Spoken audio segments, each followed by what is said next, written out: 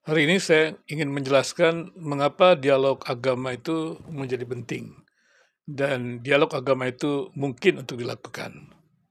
Kita bisa bersama-sama atau agama-agama bisa bersama-sama untuk dialog ya dalam memecahkan masalah kehidupan bersama dan juga bisa bersama-sama untuk berdialog yaitu membuat karya, membantu mereka-mereka yang bencana alam, yang kemalangan, kemiskinan itu semuanya bisa dilakukan dalam dialog antaragama. Secara khusus juga kita bisa bekerja sama untuk mewujudkan mimpi kemerdekaan Indonesia, yaitu negara adil dan makmur. Jadi sebenarnya banyak hal yang bisa dikerjakan dalam dialog agama-agama ini, sehingga dengan demikian akan memberikan kontribusi yang positif bagi semua agama, semua individu, semua komunitas. Kemudian pertanyaannya adalah, mengapa dialog agama itu mungkin? Dialog agama itu mungkin karena sebenarnya agama-agama itu memiliki nilai-nilai inklusif atau nilai-nilai bersama. Nilai-nilai inklusif ini adalah nilai-nilai yang ada pada semua agama. Kita menyebutnya nilai-nilai bersama. Dan nilai-nilai ini bisa menjadi titik pijak bersama ya atau landasan bersama untuk bisa kemudian diwujudkan di dalam sebuah usaha bersama untuk bekerja sama mengerjakan segala sesuatu yang berbeda yang baik untuk semuanya. Sebenarnya di negeri ini juga semua agama-agama juga terlibat ketika membuat kebijakan publik. Kebijakan publik itu kan berisi nilai-nilai bersama, di mana kemudian semua yang berada dalam ruang publik itu memiliki nilai-nilai dari setiap individu atau komunitas yang sebenarnya ada pada individu atau komunitas, ya, sehingga disebut nilai-nilai bersama. Apa itu nilai-nilai bersama? Kalau kita melihat nilai-nilai bersama, sebenarnya kita bisa melihat pada prinsip-prinsip umum yang menyatukan orang dari berbagai agama ya yang berbeda. Seperti juga ya ada kata bersama begitu. Saya juga pernah menjelaskan mengenai kata bersama ya, ya bahwa Islam dan Kristen itu sama-sama mengasihi Allah dan mengasihi sesamanya. Jadi agama-agama itu mengakui bahwa mengasihi sesamanya, mengasihi Sang Khalik, mengasihi Sang Pencipta, dan juga mengasihi sesamanya. Nah, kalau kemudian orang yang beriman itu kepada Sang Pencipta kemudian menghadirkan tindakan yang beradab, ya, nilai-nilai yang inklusif, nilai-nilai yang baik, maka di situ kasih sayang yang ada dalam diri pribadi yang dilimpahkan dari Yang Maha Kuasa itu, kemudian juga keluar dari individu itu kepada yang lain. Dan kemudian juga perdamaian atau manusia dengan Allah, di mana manusia yang tadinya bermusuhan dengan Allah, artinya manusia tidak taat kepada Allah, jadi dosa adalah perlawanan kepada Allah, dan kemudian Allah mendamaikan manusia dengan Allah, ya dengan dirinya, maka kalau manusia itu memiliki hubungan, ya beriman, berarti bergantung kepada Sang Penciptanya, maka dia punya kedamaian dengan Sang Penciptanya, hubungan yang damai dengan Sang Pencipta. Dan kemudian juga perdamaian itu juga dibawa terhadap sesamanya. Jadi orang yang beriman kepada Allah memiliki kedamaian hati karena berada di dalam Allah yang pemberi damai itu, maka dia akan berusaha menghadirkan damai dalam perjumpaan dengan orang-orang lain, perjumpaan dengan sesamanya. Inilah nilai-nilai bersama ya, nilai-nilai kasih sayang, nilai-nilai perdamaian, dan kemudian nilai keadilan sosial. Kita tahu juga bahwa kasih itu kan tidak kompromi. Ya kalau saya mengatakan biasanya Allah itu kasih, tetapi kasih Allah itu tidak bertentangan dengan keadilan Allah. Berarti kemudian saya memahaminya bahwa keadilan itu menjadi inti kasih. Jadi kalau kita mengasihi berarti kita juga bertindak adil. Karena kalau tidak bertindak adil, ya tidak mungkin mengasihi, terjadi diskriminasi. Berarti orang yang beriman, memiliki kasih sayang itu, memiliki usaha-usaha untuk membangun sebuah perdamaian, juga mempunyai perjuangan untuk keadilan sosial. Karena dengan keadilan sosial itulah kemudian diwujudkan sebuah perdamaian. Dan itu semuanya dilandasi oleh kasih sayang yang memang dilandasi juga oleh kasih dari kepada Sang Pencipta, kepada Allah yang memang melimpahkan kasih dan rahmatnya itu kepada manusia.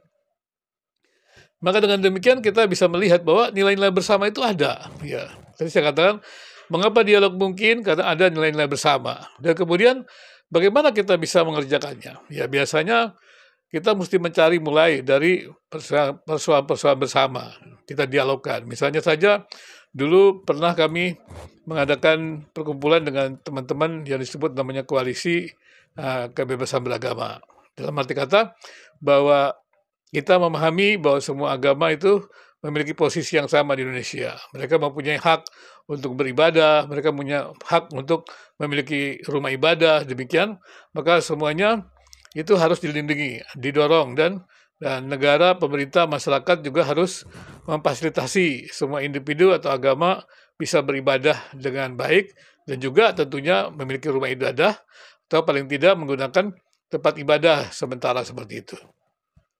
Nah, kemudian ketika kami dari berbagai agama itu benar-benar bekerja sama untuk menolong mereka-mereka yang mengalami hambatan seperti itu. Di situ kita melihat ada sebuah dialog yang baik. Jadi ketika ada persoalan-persoalan yang memang tidak tepat, yang tidak memenuhi misalnya hak kebebasan beragama, hak beribadah, dan kemudian atau sekelompok orang yang mencoba untuk tidak memberikan hak beribadah kepada sesamanya itu di warganya, maka kemudian kami dengan kelompok-kelompok yang antar agama itu kemudian berkumpul dan mencoba mengadakan dialog dan mendampingi mereka-mereka yang mengalami masalah tersebut. Dan di sini ketika kelompok agama tertentu yang mengalami kesulitan dalam beribadah atau memiliki tempat ibadah dan mereka melihat juga ada banyak orang dari berbagai agama juga mendukungnya, mendampinginya, maka di sini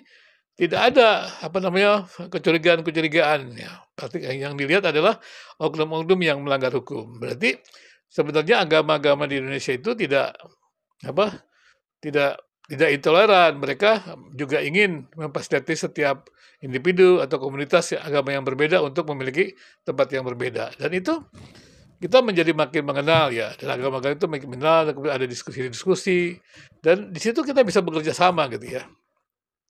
Jadi dialog antar agama mulai dari persoalan-persoalan kehidupan bersama, persoalan-persoalan juga masalah-masalah yang dihadapi khusus oleh kelompok agama tertentu, itu merupakan sesuatu yang penting. Yang penting. Demikian juga ketika kita bicara tentang ada musibah, ada masalah begitu, ataupun bencana, itu semua dilakukan dengan baik dan itu penting sekali. Agama-agama itu juga bersama-sama untuk bekerjasama, berkontribusi seperti itu. Dan meskipun tidak banyak yang terkait dengan dialog, yang terkait dengan teologi, tapi setidaknya mereka bisa berbicara di situ karena mereka kan sama-sama berada bersama, ya mereka juga sama-sama melihat kegiatan-kegiatan mereka hari-hari, berarti ibadah, doa juga mereka ada bersama dan tidak ada persoalan di sana. Jadi ada keterbukaan. Jadi sama-sama sebenarnya umat beragama itu mencari Tuhan, ingin hidup benar, ingin mengasihi, ingin hidup berdamaian, ingin juga menikmati keadilan sosial, kesejahteraan bersama. Itu semuanya adalah nilai-nilai bersama. Maka sebenarnya agama-agama yang berbeda itu harus berjuang bersama supaya nilai-nilai bersama itu boleh ada menjadi dasar bersama. Jadi untuk menghadirkan sebuah kehidupan yang beradab, yang bermartabat. Di Indonesia seperti itu. Jadi Pancasila itu menjadi tempat dari berbagai agama ya, berbagai pemikiran agama. Dari sana agama-agama itu bisa memberikan nilai-nilai inklusifnya, nilai-nilai yang tentunya menjadi nilai bersama, menjadi landasan bersama untuk hidup bersama, membangun kehidupan bersama di negeri ini.